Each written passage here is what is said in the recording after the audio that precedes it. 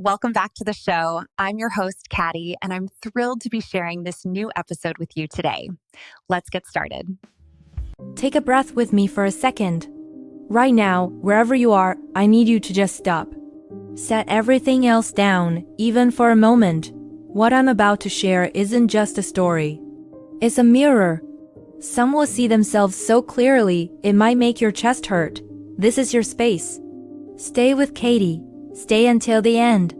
Because today's story starts with a $300,000 check and a laugh that changed everything. Her name was Elena Morales. Before you know what she became, you need to understand where she came from. Not just the address, not just the neighborhood, but the atmosphere. The particular kind of air that filled her childhood home. Because atmosphere shapes children in ways that geography never can. The Morales home was a corner house with a wide front porch in a working-class neighborhood. Ambition was treated like a weather phenomenon. Elena's father, Roberto Morales, had built his version of the American dream through sheer force of personality. He was a big man in every sense of the word. Big voice, big laugh, big opinions delivered at high volume across the dinner table. He'd built a construction business from nothing into something respectable. He carried that accomplishment like a sword, always ready to remind you it was there. Roberto believed in a specific kind of success, the kind that announced itself, the kind that walked into rooms confidently and made people turn their heads. He had no patience for quiet victories, no vocabulary for silent achievement. In his world, if no one heard you win, had you really won anything at all? Elena's mother, Carmen, was a gentle woman, a peacekeeper in the family. She was warm and caring in private moments, like late-night cups of tea. Her soft voice would say Mia like it was a whole sentence on its own.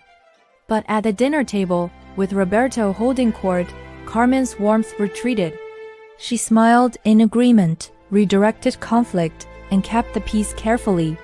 And then there was Daniel, Elena's older brother. From birth, he understood that volume was currency in this house. He performed his own stories, making his father laugh so hard the silverware rattled. Roberto looked at his son the way men look at mirrors that show them a more flattering version of themselves. Elena learned to exist in the spaces between them. It was the quiet, steady ache of a child who is never quite seen. More like a painting people walk past without really looking at it. She was 8 when she understood her achievements made her father uncomfortable. Her father looked at it, then at her, then said, "Good," in an adequate tone. Daniel, 14, said, "That's cool, Ellie," and ruffled her hair. She understood then that cool was as close as this family would get to proud for her. So she built a different relationship with achievement, a private one. She stopped waiting for applause from the kitchen table. She started building an inner room where her accomplishments lived and meant something. She decorated that room carefully, filled it deliberately. Over the years, it became more solid than any external validation could have made her. By high school, she was captain of the debate team, devastatingly precise. Her coach called her the most analytically gifted student he'd coached in 20 years. She came home and didn't mention it. By senior year, scholarship letters were arriving. She kept them in a folder. She was 22 when Daniel came home for dinner with news. He had the look Elena recognized, waiting for an audience, ready to give them everything. He was launching a startup, a technology company. He spoke of disrupting markets and scalable models. Elena watched her father's face as Daniel spoke. It was a face of pure, unfiltered belief, the kind that doesn't ask questions. Roberto leans forward, his eyes bright. This is what it looks like when he's proud, Elena thought. How much do you need? Roberto asked. Daniel didn't hesitate. 300,000. No business plan, no spreadsheet, no contract. Just a father and his son. Roberto walked to his office, came back with his checkbook, and wrote the number.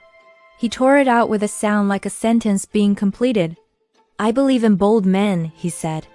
Elena sat very still. She looked at the check, then at her father's face. And she thought, so belief has a gender now. 2 weeks later, the letter arrived. She was at the kitchen counter when she opened it, standing. Because she hadn't wanted to be dramatic about it, hadn't wanted to build the moment up only to have it witnessed and assessed. She had opened dozens of envelopes like this over the years. She had learned to be measured, but this one was different. Northridge Law School. Top 15 programs in the country, merit recognition. We are delighted to inform you. She read the letter twice. And the second time she read it, she felt something happening in her chest that she didn't have an exact word for. It wasn't just pride. It was more like vindication, pride with a memory, pride that knows what it cost. She put the letter in her bag and waited until dinner to share it. She wanted the moment to matter. She waited until her father had finished talking. She had been waiting for pauses in this family her whole life. She had gotten very good at finding them. I got into law school, she said. Northridge. It's ranked. Law? Her father repeated. And then he laughed. It was not a cruel laugh. It was not theatrical or mocking. It was something worse. It was the laugh of someone who is genuinely, lightly, affectionately amused. The way you laugh when someone gives you the wrong change and you don't want to embarrass them about it. He laughed at her admission into one of the top law programs in the country the way you laugh at a small, charming confusion. You don't have the temperament for that, he said. The room got very quiet inside Elena's body. What does that mean? She asked. Her voice was level. She had been practicing level for 22 years. It means law is aggressive, political, ruthless. You need to be a fighter. You need to be, he gestured vaguely present. You're too quiet, too quiet. As if quiet were a deficit. As if the absence of noise were the same as the absence of substance. As if everything her father had never bothered to hear simply did not exist. Her mother's voice came in gently. Maybe something more stable would suit you, Elena. Something where you can really build a foundation. Stable. She understood what they meant. Something smaller. Something that fit better in the shape they had already decided she was. She set down her fork. Would you help me with tuition? The answer came without deliberation. I'm not funding a hobby degree. A hobby. $300,000 for Daniel's startup. No plan, no collateral, no contract was an investment. A full scholarship opportunity to a nationally ranked law school, backed by years of demonstrated excellence, was a hobby. She looked at her father one more time. Then she said, okay, and went back to eating. She did not raise her voice. She did not cry. Because she understood with a cold and strangely peaceful clarity that nothing she could say in this kitchen tonight would change the terms of this conversation. But she could change everything else. That night, Elena sat on the edge of her bed for approximately 45 seconds. 45 seconds was all she allowed herself. She could feel the grief trying to find purchase, the specific, sour grief of being dismissed by someone whose approval you have spent your whole life quietly, stubbornly not admitting you wanted. She felt it. She acknowledged it the way you acknowledge weather. It's here, it's real, it will pass. Then she opened her laptop. She opened a new spreadsheet. Tuition, she looked it up. Added the number. Room and board. Another number. Books and materials. Researched. Estimated conservatively. Transportation. Monthly costs, multiplied across semesters. Food, the bare minimum. Total cost, $234,000. Parental contribution, 0. She typed that in. Let it sit there on the screen, in its own cell, unambiguous. Savings, $4,700. She looked at those three numbers for a long time. The gap between what she had and what she needed was not a gap, it was a canyon. She had two options: accept their version of her, or build her own. She started researching loan options at 11:30 at night. She was still researching at 2 in the morning. By the time she fell asleep, she had the outline of a plan. It wasn't comfortable. It wasn't what she would have chosen if she'd been given the choice her brother had been given. But it was hers, entirely, irrevocably hers. What followed were 3 years that Elena would later describe as the most clarifying experience of my life. She worked as a legal assistant from 7 in the morning until noon. The work was not glamorous filing, document review, the infrastructural labor that keeps legal operations running. But it was real. It was inside the world she was trying to enter, and she absorbed everything she could. The senior partner noticed. Nights, she bartended. The bar was a dark, unpretentious place near the university district. She learned to make 18 cocktails by memory. She learned to hold simultaneous conversations with people demanding attention from multiple directions. She learned to stay pleasant and precise under pressure. She studied between midnight and 2. Sometimes later. Some nights, she sat at her kitchen table and felt the exhaustion so completely that it became almost indistinguishable from calm. A sort of emptied-out stillness. She would look at a paragraph of constitutional law and think, I am so tired, and then she would think, keep reading. And she did. She fell asleep on open textbooks more than once. She graduated from her first year in the top 8% of her class. She did not call home to tell them. Not as retaliation, but because she had, over the course of that year, built her inner room into something large enough and solid enough that she could actually live in it. The thing she had always wanted from her family was witness. She had wanted them to see her. And they hadn't. And she had spent years shaping herself in response to their blindness. She stopped. She started becoming visible in her own frequency. While Elena was doing all of this, Daniel was building a different kind of story. He rented office space downtown, hired a small team, attended conferences in Miami and Austin, and sent back photos that their father shared on social media with captions about the future being built by the next generation. Roberto bragged about Daniel constantly. He had backed a visionary.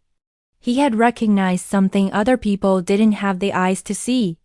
He said this with the pride of a man who believed that his own discernment was part of the accomplishment.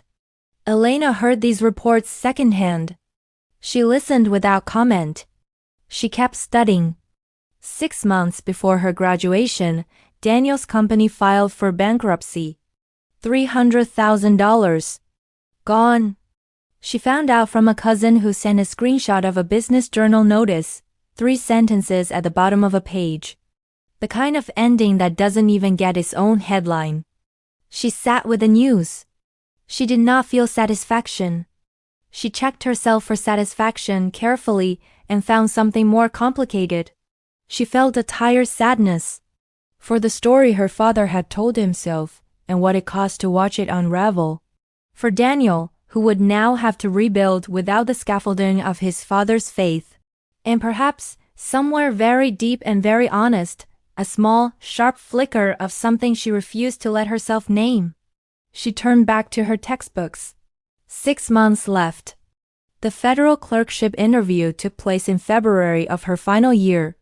She wore the navy suit she had bought secondhand from a consignment shop in her first year. Well cut, slightly large in the shoulders in a way she had learned to conceal.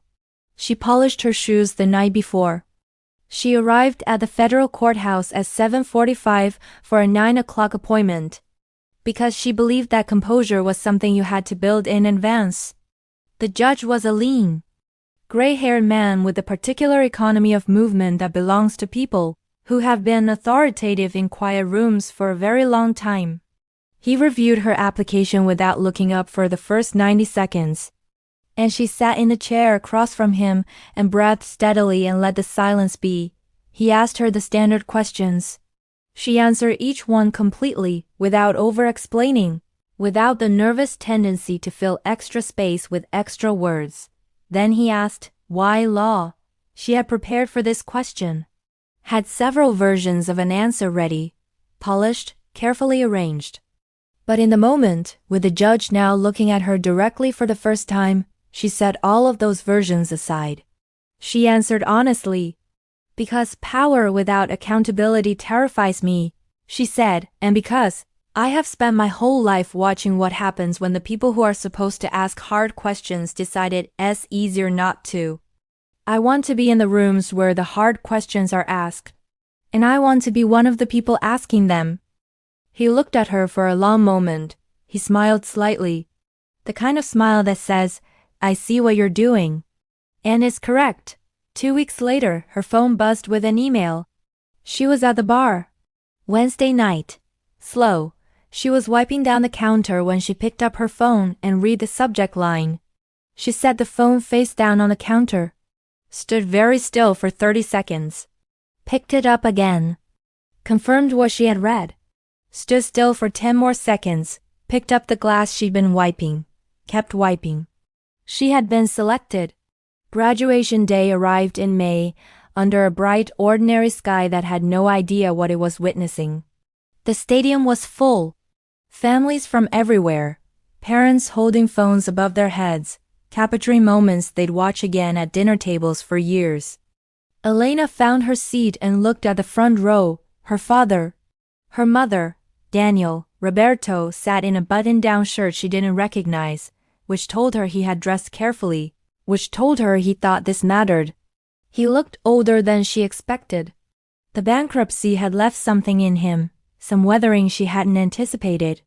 He looked like a man who had been certain for so long that being wrong had taken something structural from him. She looked at him from across the stadium, and she felt something she couldn't name exactly, not triumph, something more layered. The kind of feeling that arrives at the end of a long effort and refuses to be only one thing. The ceremony began. Speeches were made. And then the dean returned to the microphone and said that this year as clerkship recipient would deliver the keynote address. Elena was already standing, already walking, already crossing the distance between where she had been and where she was about to be. Please welcome Counselor Elena Morales, Counselor. She heard the shift in the applause as people understood. And she was not watching the audience. She was watching one face. Her father's face. She saw it change, slowly and then all at once. Confusion first. Then recognition. Then something she thought might be the beginning of a feeling he didn't have the equipment for yet. Not pride. Something that came before pride, in people who have to learn how to feel it for someone they underestimated. Something that looked a lot like shock wearing a different mask. She reached the podium, adjusted the microphone, looked out at the stadium. I was once told, she said, that I didn't have the temperament for law. The silence that followed was the fullest silence she had ever stood inside, a silence that pressed back, that had weight and shape and a quality of collective breath-holding. She let it sit, one moment, then two. The person who told me that was wrong, she said. But I want to be careful here, because this isn't about them. It's about what I learned from being told that. She leaned slightly forward. Strength isn't volume. It's endurance. It's discipline. It's the capacity to do the necessary work in the dark, on the nights when no one is clapping, when the only reason to keep going is that you know that the work is worth it. She paused. The quietest people in the room are frequently doing the most important work. And the most important work doesn't always announce itself. Sometimes it just shows up, one day, fully formed, having been built in secret for years. The applause was not polite. It was thunderous. The kind that comes from something being named that people have been living with without having words for. It rolled up from the stadium floor like weather. She stood at the podium and let it move over her. And she thought, this is what it sounds like when people actually see you. After the ceremony, she found her father at the edge of the crowd. He was waiting. That was what struck her first. Roberto Morales, who had never waited for anything, standing at the perimeter with his hands at his sides, waiting for her. She walked toward him. He looked at her the way people look at something they realize they have never truly looked at before. Why didn't you tell us how well you were doing? He asked. She looked at him steadily. Did you ever ask? It was the simplest question she had ever asked him. He didn't have an answer. He reached out, an awkward motion, the motion of a man who doesn't know what gesture he's making, only that he needs to make one. He put his hand briefly on her shoulder. Counselor, he said, quietly. Testing the word, Feeling his weight, she let him feel it. "Thank you for coming," she said. And she meant it. And then she carried herself forward into the rest of her life. Today, Elena Morales argues cases in federal court. She is not loud. She is not the kind of attorney who fills rooms with performance. She is the kind who walks in having already won half the argument on preparation. Who asks the question no one saw coming because she has been listening, really listening, the entire time.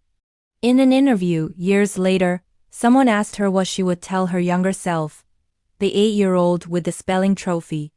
The 22-year-old at the kitchen table with a letter. She said, "The people who underestimate you are giving you information about themselves, not instructions about who to be." Read that again. Their assessment of you is not a fact about you. It is a fact about the limits of their vision, the smallness of their vocabulary for value, the specific and particular shape of what they cannot see. You are not required to live inside someone else's blindness. Elena built everything she built in the quiet, in the dark, with no one watching, while someone else, louder, bolder, more celebrated, was in the spotlight. And the spotlight eventually ended up where it belonged. It always does, for the people who keep building when no one is clapping. Sometimes the quietest person in the room is already winning. She just hasn't needed you to know yet. Stay with Katie, a kiss to your heart, and until the next story.